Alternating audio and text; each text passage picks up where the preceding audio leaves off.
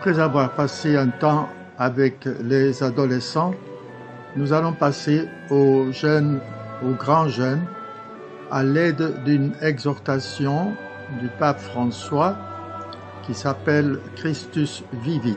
Jeune, le Christ vit. Chaque jeune a son rêve et chacun de nous ajoute sa part. Comment on se lance? Donnons-nous la main. Oui, mais vers où? Risquons, osons. Oui, mais le monde n'est pas facile, malgré les difficultés.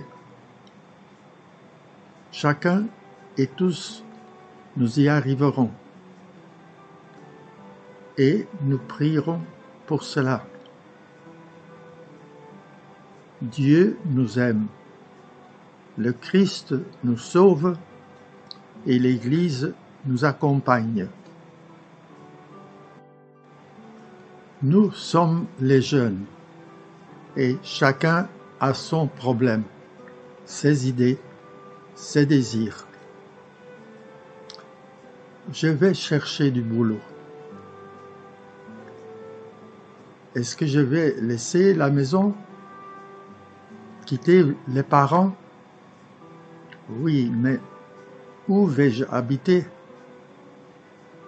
Et je vais suivre quelles idées, quelles croyances, quelle sorte de foi en Dieu?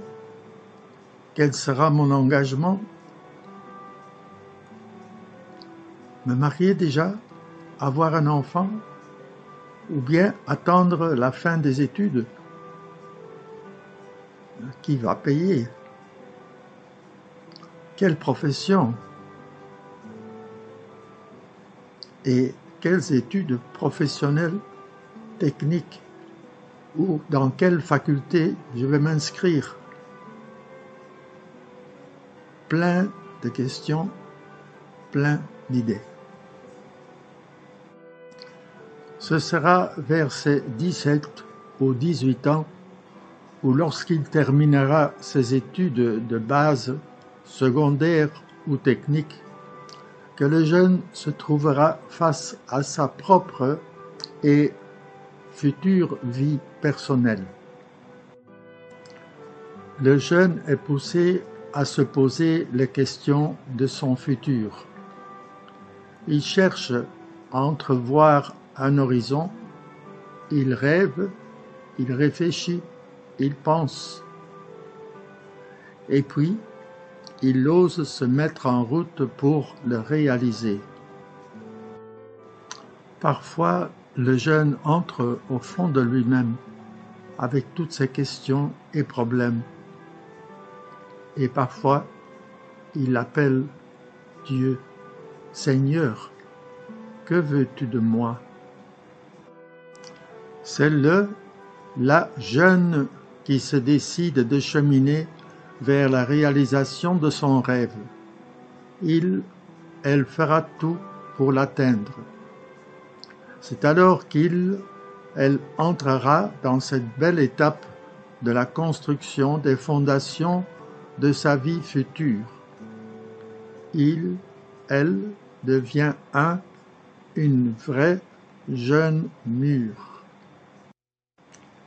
Chers encadreurs et encadreuses jeunes, Shalom, Ave, Salam, salut, Bane Amama, ciao. À présent, voici le thème plus particulier qui s'adresse directement à vous, encadreurs, qui êtes les jeunes. Vous suivrez quelques petits extraits de la lettre que le pape François vous a écrite à vous, jeunes, après le synode des jeunes à Rome en 2018. Des jeunes de tous les diocèses du monde avaient contribué pour sa préparation et plusieurs ont pu y participer. Cette lettre, qui est l'exhortation Christus vivit, vous donne la main à tous et chacun au cours de la route de votre vie d'engagé chrétien. Le Christ vit et il te veut vivant. Numéro 137. La jeunesse, phase du développement de la personnalité, est marquée par des rêves qui peu à peu prennent corps, par des relations qui acquièrent toujours plus de consistance et d'équilibre, par des tentatives et des expériences, par des choix qui construisent progressivement un projet de vie. Numéro 140. Certains jeunes rejettent parfois cette étape de la vie parce qu'ils veulent rester enfants ou bien désirent un prolongement indéfini de l'adolescence et leur envoie des décisions. La peur du définitif engendre ainsi une sorte de paralysie décisionnelle. La jeunesse ne peut toutefois pas rester un temps suspendue, car c'est l'âge des choix, et c'est précisément en cela que réside sa fascination et sa tâche la plus grande. Les jeunes ont un besoin de grandir en maturité. Ils peuvent le faire par différents chemins. Numéro 158. Beaucoup de jeunes ont le souci de leur corps, se préoccupent du développement de la force physique ou de l'apparence, par exemple la beauté, l'habillement. Toujours dans la ligne du besoin de grandir, d'autres s'inquiètent de développer leurs capacités et leurs connaissances. Ils se sentent ainsi plus sûrs. Toujours dans la ligne du besoin de grandir, certains visent plus haut ou plus profond et essayent de s'engager davantage et ils cherchent un développement spirituel. Comme le dit la première lettre de Jean, chapitre 2, verset 14, « Je vous ai écrit, jeunes gens, parce que vous êtes forts, que la parole de Dieu demeure en vous. » Le pape continue dans numéro 139. « Parler des jeunes, c'est parler de promesses, et c'est parler de joie. Ils ont une force immense. Ils sont capables de regarder avec espoir. Un jeune est une promesse de vie qui possède par nature un certain degré de ténacité. Il a assez de folie pour pouvoir s'illusionner tout en ayant aussi la capacité à guérir de la désillusion qui peut s'en suivre. Le pape continue. Jésus, notre ami. Dans numéro 153, il dit « L'amitié est si importante que Jésus se présente comme un ami. » Dans Jean, chapitre 15, verset 15, il dit « Je ne vous appelle plus serviteur, mais je vous appelle ami. »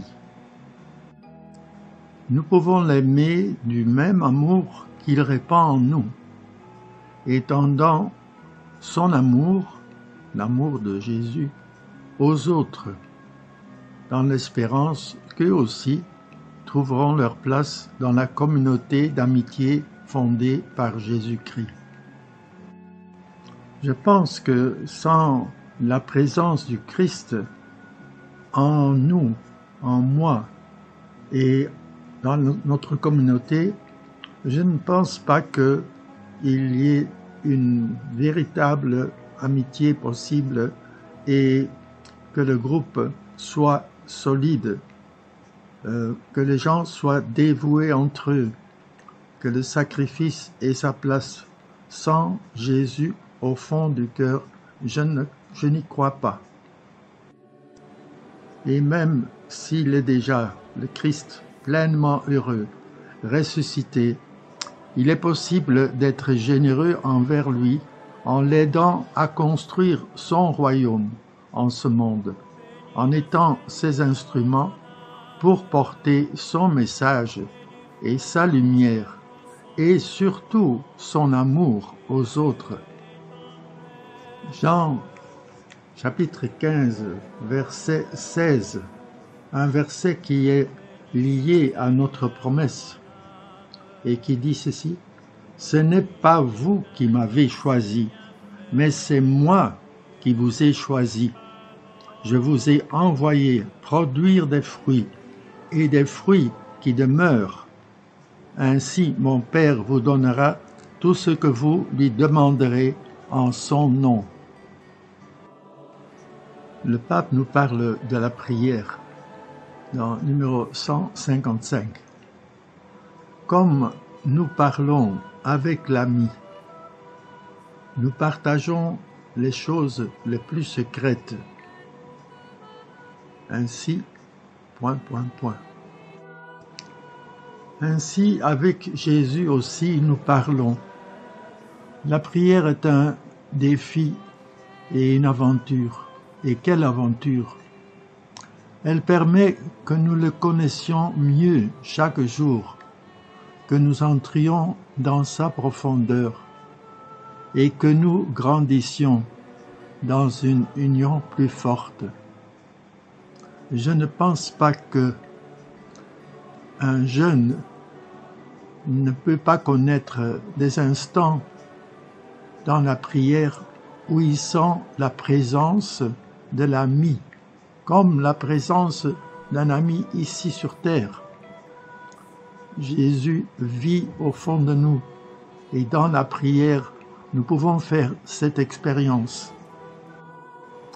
Quand le pape nous dit la parole suivante, il parle d'une expérience qu'il a eue lui-même et que nous aussi, nous devons avoir eue.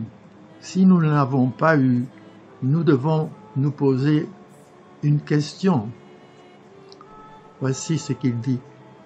La prière nous permet de lui dire tout ce qui nous arrive et de rester confiants dans ses bras. Et en même temps, elle nous offre des instants de précieuse intimité et d'affection, où Jésus répand en nous sa propre vie. Numéro 109. Il faut garder la connexion avec Jésus, être en ligne avec lui, puisque tu ne grandiras pas en bonheur et en sainteté par tes seules forces, ni par ton esprit. De même que tu fais attention à ne pas perdre la connexion Internet, fais attention à ce que ta connexion avec le Seigneur reste active. Et cela signifie ne pas couper le dialogue, l'écouter, lui raconter tes affaires. Et quand tu ne sais pas clairement ce que tu dois faire, lui demander: Jésus, qu'est-ce que tu ferais à ma place? Le bienheureux Carlos Acutis, un Italien, a su transmettre l'Évangile et partager les valeurs et la beauté avec d'autres jeunes à travers les nouvelles technologies de la communication. Et que faire devant les faiblesses quand je dois dire « je suis tombé ». Numéro 120. L'amour du Seigneur est plus grand que toutes nos contradictions, que toutes nos fragilités et que toutes nos petitesses. Le travail de Jésus n'est pas le nôtre. C'est précisément à travers nos contradictions et nos fragilités et nos petitesses qu'il veut écrire cette histoire d'amour, à condition que nous n'avons pas peur de lui, mais que nous avons la soif de donner notre petitesse à lui. Jésus a embrassé le Fils prodigue. Il a embrassé Pierre après son reniement. Et il nous embrasse toujours, toujours, toujours après nos chutes, en nous aidant à nous relever et nous remettre sur pied. Parce que la véritable chute, et attention à cela, la vraie chute, celle qui est capable de ruiner notre vie, c'est de rester à terre et de ne pas se laisser aider.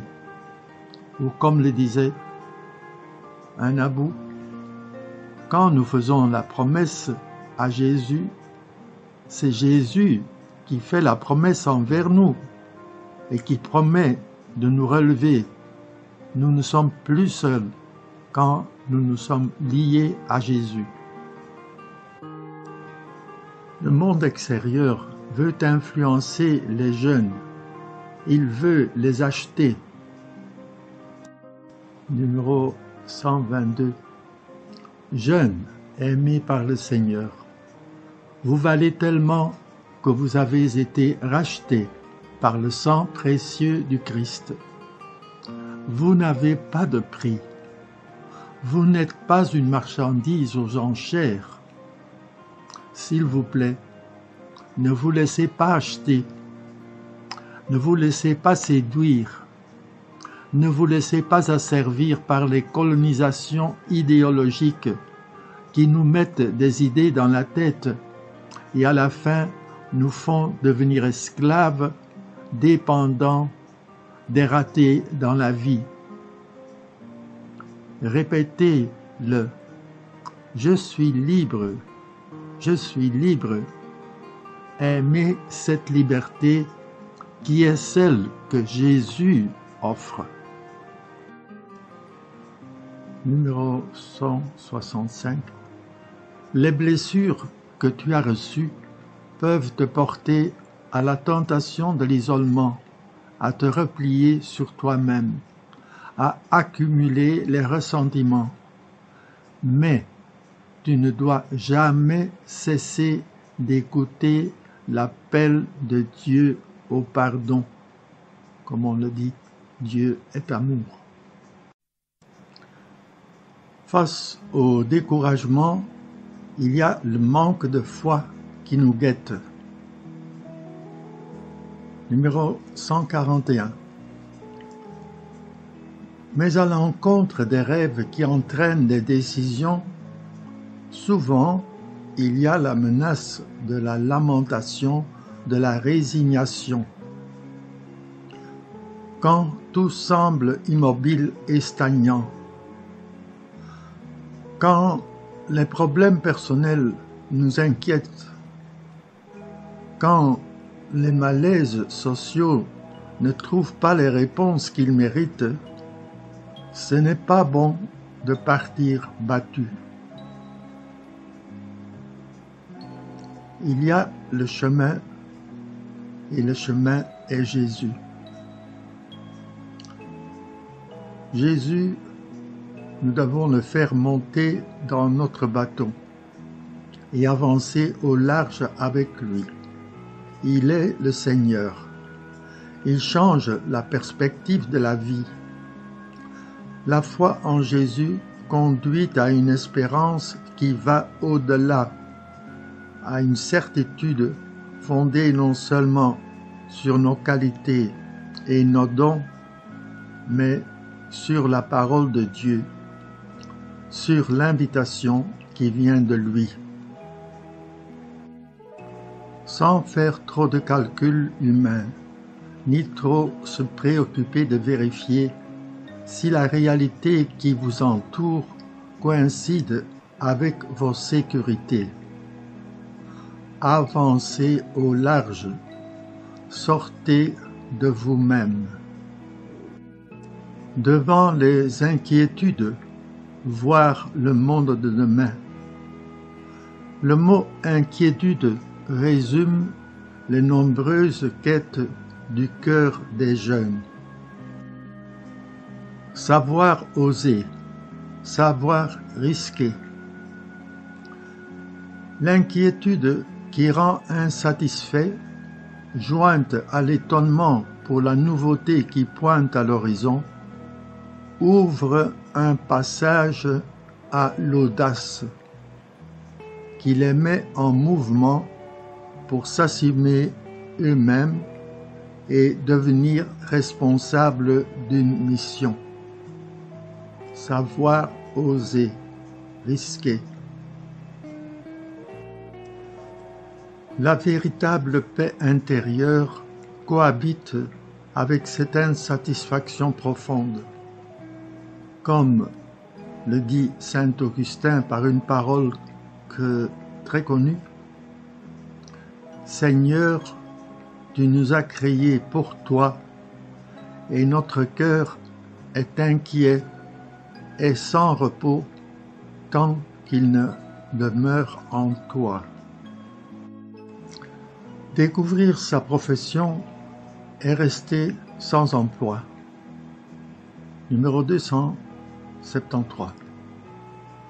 Quand l'on découvre que Dieu appelle à quelque chose et que l'on est fait pour cela, qu'il s'agisse de devenir infirmière, infirmier ou menuisier, ou de travailler dans la communication, l'enseignement, l'art ou de tout autre travail, alors on est capable de faire fleurir ses meilleures capacités de sacrifice, de générosité et de don de soi.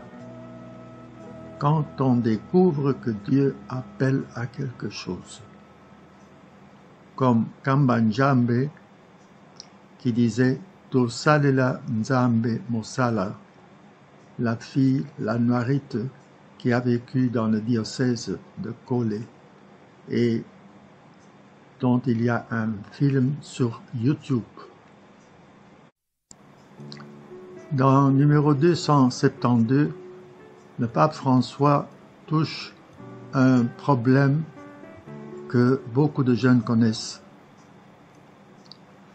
Un jeune n'a pas toujours la possibilité de décider à quoi il va consacrer ses efforts, dans quelle tâche il va déployer ses énergies et sa capacité d'innover. Parce que, en plus de ses désirs, et encore plus de ses capacités et du discernement que l'on réalise, se trouvent les dures limites de la réalité. Il est vrai que tu ne peux pas vivre sans travailler et que parfois tu dois accepter ce que tu trouves.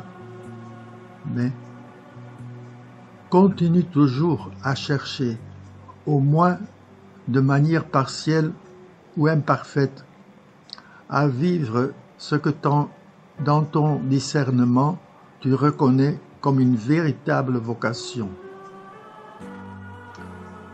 Cultivons un grand rêve, et un rêve capable d'abriter tout le monde. C'est ce que le pape nous dit dans numéro 157. Jésus peut réunir tous les jeunes de l'Église en un unique rêve, un grand rêve, et un rêve capable d'abriter tout le monde. Un rêve appelé Jésus, semé par le Père, Dieu, comme lui, comme le Père, envoyé par le Père, dans la confiance qu'il grandira et vivra en chaque cœur.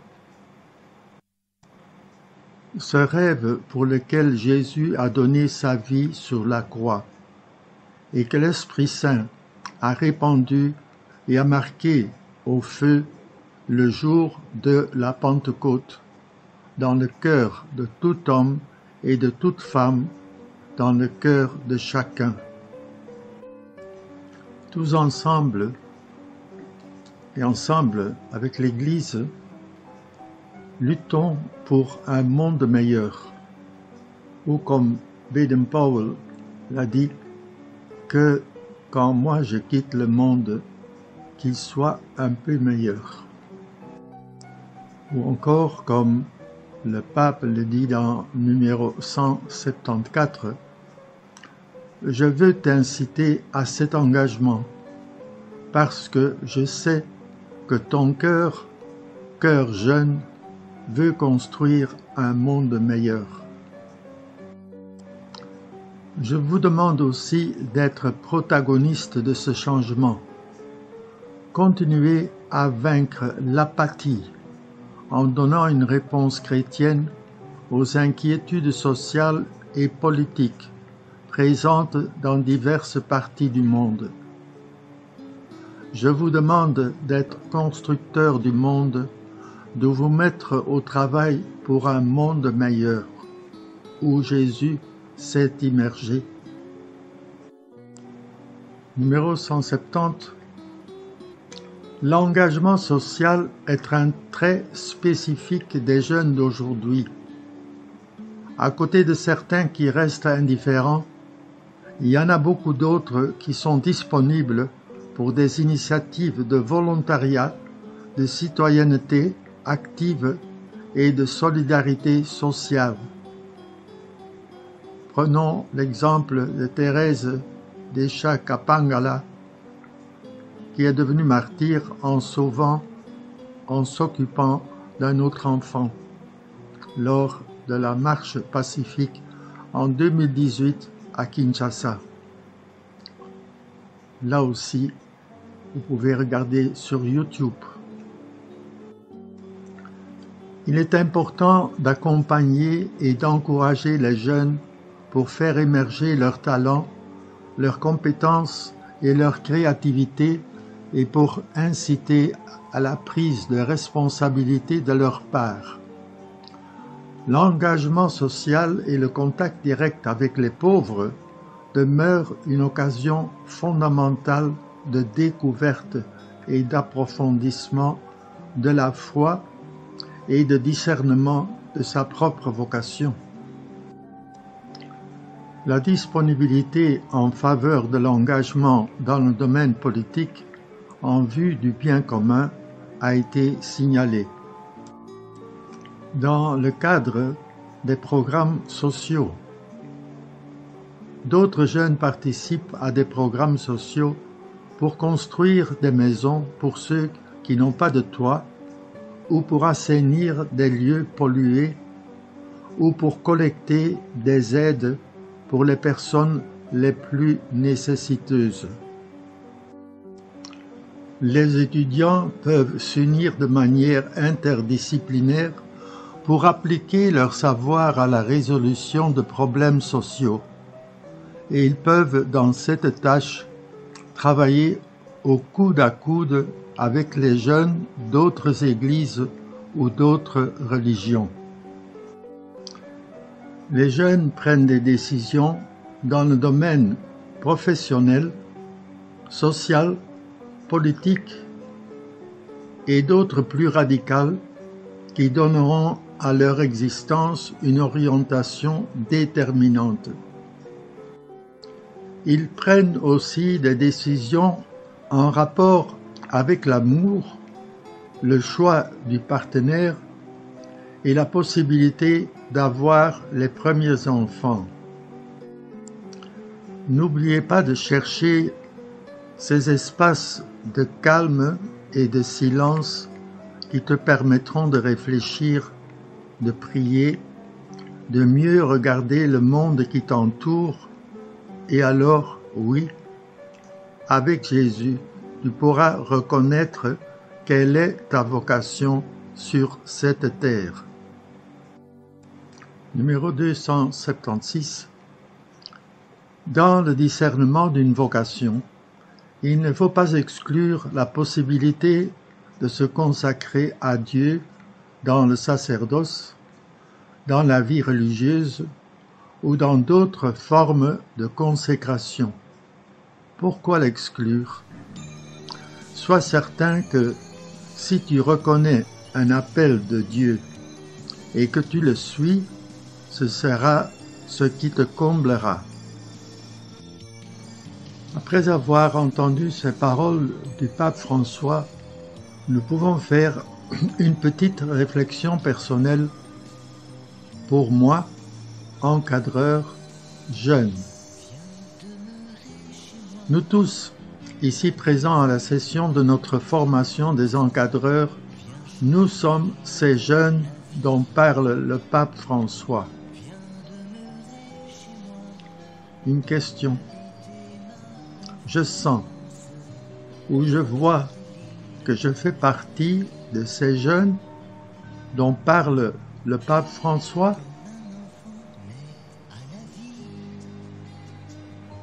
Alors, deuxièmement, je prends un petit temps de prière personnelle pour que Jésus me donne la main. Jésus me donne la main. Est-ce que moi aussi j'arrive à rêver peu à peu ce rêve de Dieu pour moi?